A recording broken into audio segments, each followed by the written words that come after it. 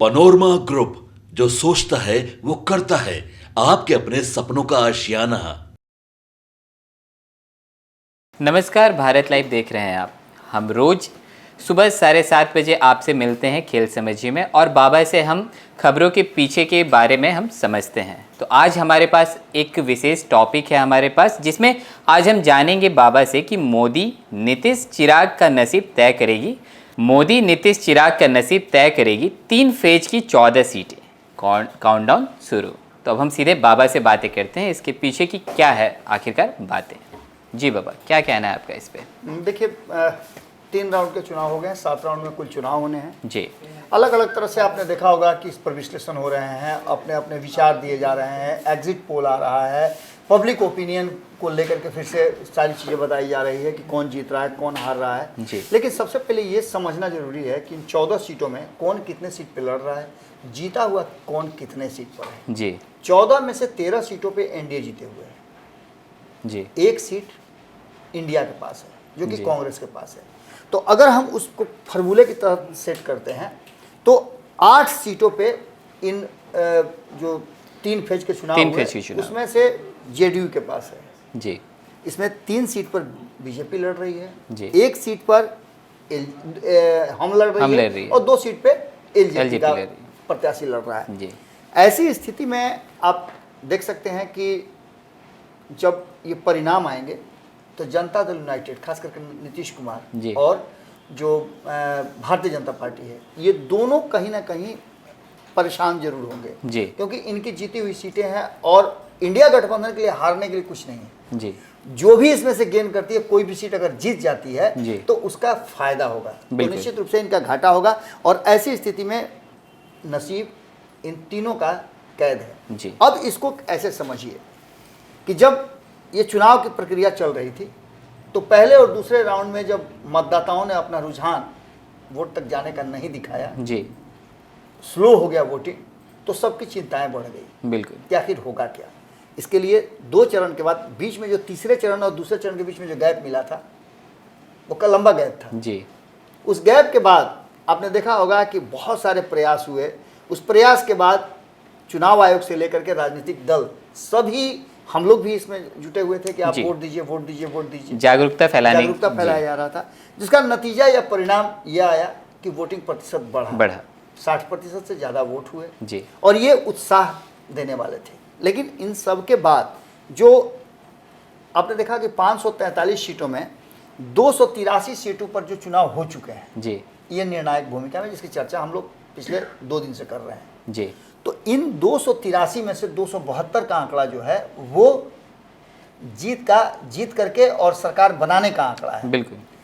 ऐसी स्थिति में जो हम लगातार बता रहे हैं कि बाकी के चरणों की बात रखिए ना, इस तीसरे चरण में ही जब 93 सीटों में से 80 सीटें एनडीए के पास हैं, जी तो 13 सीटें ही ना अलग किसी के पास है। जी यानी कि यहाँ बहुमत तो है। बिल्कुल। ऐसे ही दूसरे फेज में, ऐसे ही पहले फेज में। तो इन तीनों फेजों में मिला करके भारतीय जनता पार्टी के पास लगभग 200 से ज़्यादा सीटें हैं। जी आप समझ सकते हैं कि 200 से ज़्यादा, 283 में से 200 से ज़्यादा सीटें मतलब 225-30 के आसपास है। बिल्कुल। तो आप इस बात की तरफ समझ सकते हैं कि अगर इसमें से अपनी ही जीती हुई सीटों को अगर वापस ले लेती है तो निश्चित रूप से सत्ता के करीब तक पहुंच जाती है। जी ये दोनों, चूंकि 2019 में भी दोनों साथ लड़े थे, 2024 में भी साथ लड़ रहे हैं, बीच में अलग हो गए थे, 16 सीटें अपनी लेकर के कम कर दिया था नीतीश कुमार ने। जी लेकिन एक बार फिर से दोनों साथ हैं। समीकरण यथास्थिति है और उस समीकरण में कुछ नए लोग भी जुड़ गए हैं। जैसे चिराग पासवान थे ही 2019 में, जी जेडीयू बीजेपी थी ही, जी जीतन राम मांझी नहीं थे, बिल्कुल। वो आ गए, विरोध में पिछली बार चुनाव लड़े थे। जी इसके अलावा उपेंद्र कुशवाहा जो विरोध में चुनाव लड़े थे वो जी। साथ आ गए। 2014 में वो दोनों थे, ये नहीं थे, नीतीश कुमार नहीं थे, जी तो ये अब आ गए। यानी कि 2014 और 2019 के परिणामों में से एक बेहतर परिणाम आया जिसकी चर्चा चिराग पासवान कर रहे थे जी कि हम 2014 में भी अधूरे थे, 2019 में भी अधूरे थे, जी 2020 में भी हम अधूरे थे, लेकिन 2024 में हम पूरे के पूरे अपने गठबंधन के साथियों के साथ एकजुट हैं। जी तो निश्चित रूप से ये प्रभाव और दबाव बढ़ता है। अब इसमें जो बार बार ये बात कही जा रही है कि इन लोगों की अग्नि परीक्षा, इन लोगों का नसीब तय होना है, तो जिसके ज़्यादा सीट होंगे नसीब उसी का तय होगा। जी। दिल्ली की गद्दी तक कौन पहुंचेगा, यहाँ से पार्लियामेंट कौन जाएगा, ये होड़ लगी हुई है। जी। और इस होड़ में जनता ने अपना रुझान दिखाया है। तीसरे फेज में, चौथे और पांचवें फेज का भी काउंटडाउन शुरू हो चुका है। जी। ऐसी स्थिति में एक बात तो आप समझ सकते हैं ना कि इस 14 सीटों पे मत देखिए, आप उन 283 सीटों की तरफ देखिए। बिहार में भी, बिहार का भी उसमें 14 सीटों का हिस्सेदारी होगा जी। जो सरकार बनेगी। तो ऐसी स्थिति में एक बात तो तय नजर आ रही है ना कि इसमें मुद्दे क्या थे। तो मुद्दों की अगर बात करें, क्योंकि मुद्दा आधारित चुनाव हम पहले से बता चुके हैं कि MOI समीकरण पर मोदी समीकरण आया। मोदी समीकरण जो बहुत ज़्यादा प्रभावी नहीं दिख रहा था, 2 चरण में लोग टर्नआउट नहीं हुए, तो नीतीश फार्मूला सामने फिर से आया। बीच में सर मुद्दे से भटक कर लोग जातिवाद पे भी उतर गए थे। जातिवाद तो चल ही रहा है जी। मुद्दा तो था ही नहीं, शुरू से मुद्दा नहीं है जी। मुद्दा आप अब समझ लीजिए, मोदी की गारंटी एक मुद्दा है जी। उसी में सब है। जैसे कभी कभी आप सत्यनारायण भगवान की कथा सुनते होंगे जी। तो उस कथा में एक है अभावे साली चूर्णम। जी। यदि आपको पूजा करने की इच्छा हो, आपका मन है पूजा करने का, आस्था है आपके पूजा में, तो आपके पास कोई भी व्यवस्था नहीं है ना, तो आप आटा को भूंज करके उसमें गुड़ डाल करके और वही प्रसाद बना लीजिए, तो पूजा आपकी कंप्लीट हो गई। जी। यानी अभावे साली चूर्णम, जब कुछ भी आपके पास नहीं हो। पंडित जी को आप देखेंगे, कोई कथा उथा कहाते समय में कोई सामान अगर घट जाता है, अरे पंडित जी हैं तो पंडित जी का बात न करें जी। तो कोई सामान घट जाता है तो उसके जगह पर पान का पत्ता रख देते हैं, बिल्कुल, अक्षत रख देते हैं, उसके जगह पर इक्विवेलेंट हो गया। जी। कभी कभी आपने सुना होगा कि हम लोग भी नहीं देखे हैं, पहले जब आदम जमाने में होता क्या था कि लोगों के पास पैसा नहीं होता था, कभी चमड़े का पैसा चला है, कभी लोहा का पैसा चला है, कभी कुछ का पैसा चला है, जी। कागज का पैसा अब न चल रहा है। तो पैसे से हम सामान खरीदते हैं, पहले सामान के बदले में सामान दिया जाता वो विनिमय प्रणाली था, वो पढ़ते हैं हम लोग। जी। तो विनिमय प्रणाली में होता क्या था ना कि आपके पास अगर चावल है, मेरे पास दाल है, तो हम दोनों एक दूसरे का सामान एक्सचेंज कर लेंगे, विनिमय कर लेंगे। तो उसके आधार पर आप भी दाल चावल खा लीजिएगा, हम भी दाल चावल खा लेंगे। यही स्थिति है और ये स्थिति 2024 के चुनाव में साफ देखने को मिल रही है कि दाल चावल दोनों उपलब्ध है जी। इसमें भुजिया भी है, पापड़ भी है, अचार भी है, तो निश्चित रूप से ये खाना स्वादिष्ट लग रहा है। अब ये स्वादिष्ट लग रहा है कि नहीं लग रहा है, ये तो 4 तारीख को पता चलेगा। बिल्कुल। लेकिन एक बात तय है कि नरेंद्र मोदी की अगर बात करें तो मोदी का पूरा दाव पर लगा हुआ है। तो वहीं नीतीश कुमार को भी बिहार में 16 सीटें और साथ साथ जो 39 सीटें जीत करके आए थे 2019 में, बिल्कुल, उसको फिर से वापस रखने का एक जद्दोजहद करना है जी। तो वहीं चिराग पासवान पर भी एक बड़ा दाव है कि चाचा जो उनके साथ इतना बड़ा धोखा हो गया था जी, माने चुनाव के 2019 के बाद 2 साल के अंदर में उनकी पार्टी बिखर गई, बिल्कुल अकेले पड़ गए। अकेले पड़ने के बावजूद भारतीय जनता पार्टी ने उन पर ज्यादा भरोसा किया, चाचा को साइड करके इनको 5 सीट दी गई। इस बार मतलब कुछ ज्यादा ही भरोसा जताया गया है। बिल्कुल। इसके पीछे कारण है कि चिराग पासवान ऐसे स्टूडेंट रहे हैं जो क्लास में रेगुलर जाया करते थे जी। भले क्लास टीचर जो है उन पर ध्यान नहीं देता हो जी, लेकिन उन्होंने हर सबक याद किया और जब परीक्षा की घड़ी आई तो मजबूरन टीचर को यह कहना पड़ा कि नहीं, ये बच्चा परीक्षा में बैठेगा। ऐसे भी मोदी जी के हनुमान माने जाते हैं चिराग पासवान जी। देखिए वो सब समय तो बहुत आगे निकल गया। जिस समय हनुमान थे उस समय तो उनको लंका तक नहीं जाने दिए जी, बीच रास्ते में इनको रोक दिए। क्या भारतीय जनता पार्टी दोषी नहीं थी? दोषी निश्चित रूप से भारतीय जनता पार्टी थी। जब उनकी पार्टी टूट रही थी, अगर भारतीय जनता पार्टी चाहती तो पार्टी नहीं टूटती जी। आज उसी चिराग पासवान को आप कुशन दे रहे हैं, सबसे ऊंची सीढ़ी पे बैठा रहे हैं जी। तो इसका मतलब है कि चिराग पासवान ने अपने आप को गेन किया है। और ऐसी स्थिति में ये परीक्षा चिराग पासवान की भी है जी। क्योंकि जब जब बिहार आप आते हैं तो बिहार में 2-3 चीज़ें आप बहुत गंभीरता से देखते होइएगा। पहला ये कि बिहार में अब 2025 के चुनाव की भी साथ साथ तैयारियां शुरू हो चुकी हैं जी। 2024 के साथ साथ भले ही नरेंद्र मोदी 2024 में दिल्ली की गद्दी पर बैठने की तैयारी कर रहे हो, लेकिन लालू प्रसाद की तैयारी चल रही है 2025 को लेके। वो इस पर पूरा ज़्यादा फोकस्ड है भी नहीं।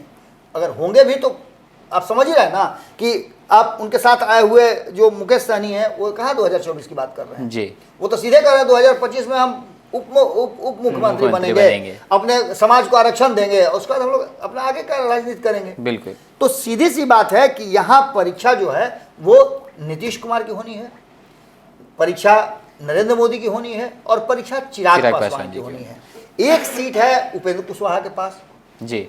तो आप मान के चलिए कि एक सीट है तो उनको कैसे घींच खाच के जिता देना, उस पर ज़्यादा कुछ सोचने की जरूरत नहीं है। अगर आपका लक्ष्य, अगर अर्जुन का लक्ष्य जो है, बाकी लोगों का था मछली पर, मछली के आँख पर, अर्जुन का लक्ष्य था मछली की पुतली पर, आँख पे, पुतली पे, उनकी पुतली पे था, तो उन्होंने पुतली पे था जी। उसी तरह से इन लोगों को जिता देना कोई बहुत बड़ी बात नहीं है, चाहे जितना भी आप देख रहे होंगे आडंबर हो रहा हो, फलाने आ गए, ढेकाने आ गए, ढिमकाने आ गए। आज हो सकता है कि हमारे भी जो श्रोता है, दर्शक हैं, वो हमको गाली देंगे इसको कुछ नहीं आता है, ऐसे ही कह देता है कुछ भी, लेकिन जब रिजल्ट आएगा तो हम भी होंगे यहाँ, आप भी होंगे यहाँ। बिल्कुल, उस दिन आप ही कहेंगे कि नहीं नहीं तो आप तो सही कह रहे हैं जी। तो होता है, आप किसी पार्टी के समर्थक हैं, किसी व्यक्ति के समर्थक हैं, तो आपको लगता है जब आप उस व्यक्ति का, हम बड़ाई नहीं करते हैं, लेकिन हम बड़ाई और बुराई करने के लिए नहीं बैठे हैं जी। हम आपका आकलन करने के लिए बैठे हैं, जो हम कोशिश करते हैं कि आपका आकलन हम करें, और इस काम को करने में हम पीछे नहीं हटते हैं, हम इस काम को पूरी मजबूती के साथ करते हैं जी। अब जो वर्तमान परिस्थिति बनी है उसमें पहले, दूसरे और तीसरे राउंड में नरेंद्र मोदी, नीतीश कुमार और चिराग पासवान ने मिलकर के कितना ज्यादा जनता को अपने तरफ खींचा है। क्या इस 14 में से जो 13 सीटें उनके पास है वो अपने पास रख लेंगे, या फिर 14 में से 14 सीट ले लेंगे जी। क्योंकि 40 तभी ना पूरा होगा जब एकमात्र जो सीट इस 14 सीट में से आपके पाले में नहीं है उसको भी अपने पाले में कर लें। बिल्कुल, 8 सीट में से 8 सीट जो चुनाव लड़ रहे हैं उसमें से 7 सीटें जीती हुई है जी। इसके अलावे एक सीट जो है, जो आपने दिया है इनको, उपेंद्र कुशवाहा, वो भी सीट आपकी है जी। एक सीट जो आपने दिया है इनको, जीतन राम मांझी को जी, वो भी सीट आपकी है जी। वो भी जीती हुई आपकी सीट है, यानी कि 8 और 2 10 सीटें जी। इसके बाद 3 सीटें जो हैं, जो भारतीय जनता पार्टी के पास है, वो भी आपकी जीती हुई सीटें हैं जी, यानी 13 सीटें। एक सीट आपके हाथ से बची हुई है किशनगंज की, उस किशनगंज की सीट पर ही असली लड़ाई है जी। और ये सीट अगर जीत जाते हैं तो मान के चलिए आप कि क्लीन स्वीप करने की स्थिति में आप आ जाते हैं। हालांकि इसके अलावे अभी भी बहुत सारी सीटें हैं, 26 सीटें हैं। उन 26 सीटों में क्या कुछ निकल करके सामने आता है वो देखना दिलचस्प होगा। अभी थोड़ा इंतजार करना पड़ेगा, बिल्कुल इंतजार करना पड़ेगा 4 तारीख को। और इसके साथ साथ जो हमने सभी समीकरण को समझाया, झंझारपुर की बात हमने की कि वहाँ क्या पोजीशन था, अररिया की बात, खगड़िया की बात, मधेपुरा की, सुपौल की बात की। इससे पहले भी हम लगातार जो बाकी के क्षेत्रों में पहले और दूसरे चरण में होते रहे हैं उनका भी हमने आपको आंकड़ा बता दिया था। अब जबकि ये लगभग हम 1/3 चुनाव के तरफ बढ़ चुके हैं जी। बिहार की 40 सीटों में से 14 सीटों का चुनाव हो चुका है। इसके अलावा देश में आधी से ज़्यादा सीटों का चुनाव हो चुका है जी। तो ये अब यहाँ से आकलन शुरू होता है कि इस देश की गद्दी पर कौन बैठेगा जी। देश की गद्दी पर लालू प्रसाद को बैठना नहीं है, क्योंकि संवैधानिक रूप से भी वो सक्षम नहीं है जी। वो कोई भी चुनावी प्रक्रिया का हिस्सा नहीं हो सकते। तेजस्वी यादव को बनना नहीं है, मुकेश सहनी को बनना नहीं है जी। वाम दल से कोई उस योग्य अभी नहीं नजर आ रहा है जो जाकर के बिहार से दिल्ली की गद्दी पर बैठे जी। तो ये सारी प्रक्रिया कांग्रेस के लिए की जा रही है, और कांग्रेस और आपने देखा होगा कि महागठबंधन के बाकी के साथियों का जो सामंजस्य है उसमें काफ़ी कमी नजर आ रही है। एक खिंचाव, दूरी एक नज़र आ रही है, और ये दूरी उसी समय से नज़र आने लगी थी जब नीतीश कुमार छोड़े थे जी। अब ऐसी स्थिति में आप मान के चलिए कि ये जो परीक्षा है, इस परीक्षा में कौन पास होता है, कौन फेल होता है। काउंटडाउन यहाँ से शुरू हो गया है, और इस काउंटडाउन में 3 फेज ने ये तय कर दिया है कि सत्ता पर किसकी किसका हक होगा और कौन आगे जाएगा जी। बिहार के लोगों ने भी मन बना लिया है। अब आगे के जो 4 चरण बचे हुए हैं उसमें देखना दिलचस्प होगा कि जनता किस तरह से टर्नआउट होती है और वोटिंग का प्रतिशत कहाँ पहुँचता है जी। तो जैसा कि भी आपने सुना कि बाबा ने खेल समझिए में हमें समझाया कि किस तरह से जो 14 सीटों पे नीतीश कुमार जी, नरेंद्र मोदी और चिराग पासवान जी का जो भविष्य है वो तय होना है। तो और भी ऐसे तमाम खबरें देखते रहने के लिए आप बने रहें भारत लाइव के साथ। धन्यवाद। पनोरमा ग्रुप, जो सोचता है वो करता है। अगर ये वीडियो पसंद आई और वह बिहार के राजनीति और बिहारियत से सरोकार रखेनी तो सब्सक्राइब बटन दबा के चैनल के सब्सक्राइब कर ली। ओजे एगो घंटी बा, ओकरा बटन दबा देला से कुल सटीक और मारक खबर रुआ मुफ्त में मिल जाई। अगर रुआ पत्रकारिता के हमनी के नया प्रयोग में सहयोग कर चाहतानी तो ज्वाइन बटन दबा दी। पेटीएम नंबर नोट कर ली 9386816700। धन्यवाद।